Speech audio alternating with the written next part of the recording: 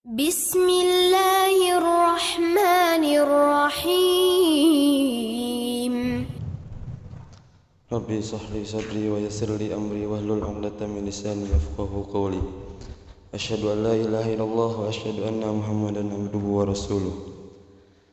Amma ba'd. Jamaah Masjid Jaratul Abrar yang dimuliakan oleh Allah Subhanahu wa taala, izinkanlah kami untuk membacakan suatu hadis dari Rasulullah sallallahu alaihi wasallam yang bertemakan bercanda dalam dusta. Rasulullah sallallahu alaihi wasallam bersabda, "Ana azimun bi baitin fi rabadil jannah liman taraka mira wa in kana muhiqqan, wa bi baitin fi wasatil jannah liman taraka al-kadhiba wa in kana mazihan, wa bi baitin fi a'lal jannah liman hasana khuluquhu." Yang artinya, saya memberikan jaminan rumah di pinggiran surga bagi orang yang meninggalkan perdebatan walaupun dia orang yang benar. Saya memberikan jaminan rumah di tengah surga bagi orang yang meninggalkan kedustaan walaupun dia bercanda. Saya berikan jaminan rumah di surga yang paling tinggi bagi orang yang membaguskan akhlaknya. Hadis riwayat Abu Dawud nomor 4800. Adapun kandungan isi hadis dalam di atas adalah agama kita mengatur segala permasalahan, mulai dari bangun tidur sampai tidur kembali, termasuk dalam urusan kecil seperti bercanda dan tertawa. Dalam Islam, canda dan tawa dibolehkan asal tidak disertai dengan dusta. Rasulullah SAW biasa bercanda dengan istri dan sahabat-sahabatnya.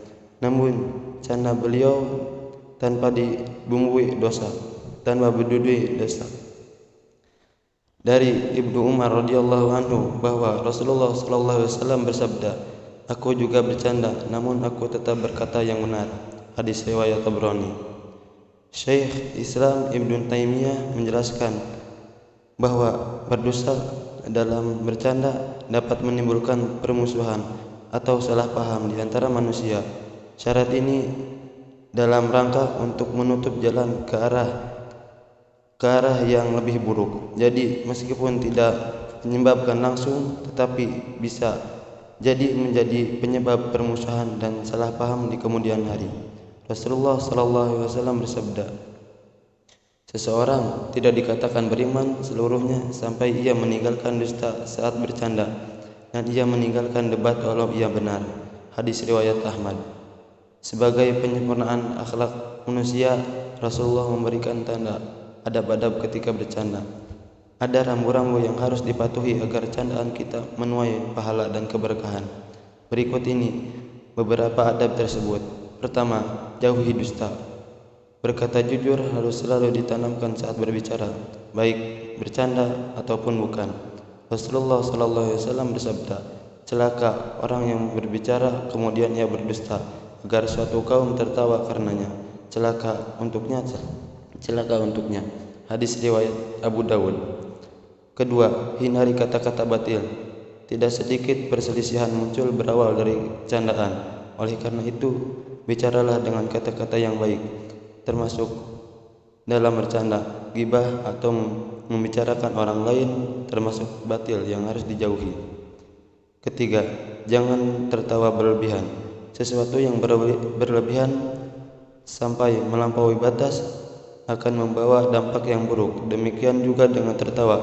Tertawa yang berlebihan adalah akhlak yang tercela.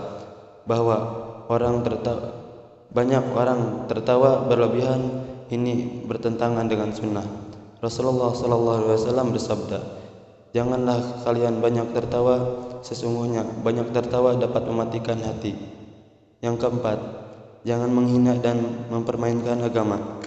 Kita dilarang keras untuk menghina dan mempermainkan agama, walau hanya bercanda. Allah Subhanahu wa taala berfirman, "Dan jika kamu tanyakan kepada mereka, niscaya mereka akan menjawab, sesungguhnya kami hanya bersanda gurau dan bermain-main saja."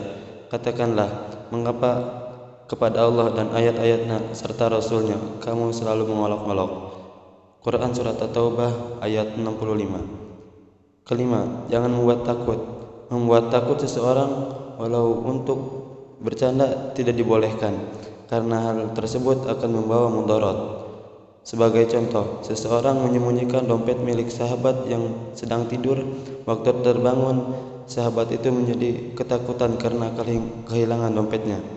Rasulullah SAW bersabda, tidak halal bagi seorang muslim membuat takut muslim yang lain. Hadis riwayat Abu Dawud. Demikian adab yang diajarkan oleh Rasulullah SAW dalam bercanda, dan inilah kesempurnaan ajaran agama Islam untuk menjadikan setiap manusia selalu merasa sejuk dan aman jika hidup berdampingan dengan kita.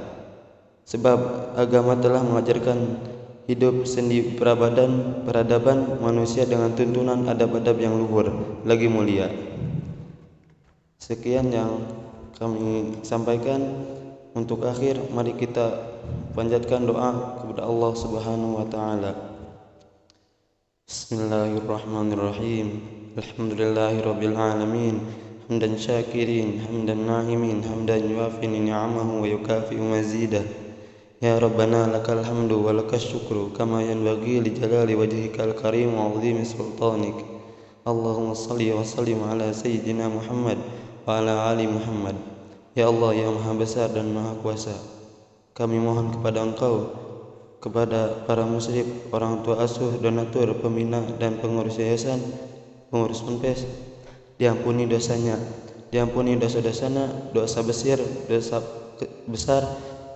disengaja ataupun tidak disengaja, diberi hidayah agar dapat melaksanakan semua perintah-Mu dan meninggalkan semua larangan-Mu, diberi kesehatan agar bisa istiqomah melaksanakan ibadah baik yang wajib maupun yang sunnah, diberi rezeki yang luas dan berkah agar mau berbagi kepada anak yatim dan wa'afa dan perjuangan Islam, diberi kemampuan bisa bersabar jika menerima musibah dan pandai mensyukuri kenikmatan, diberi keturunan yang qurrata a'yun, keturunan yang salih dan salihah.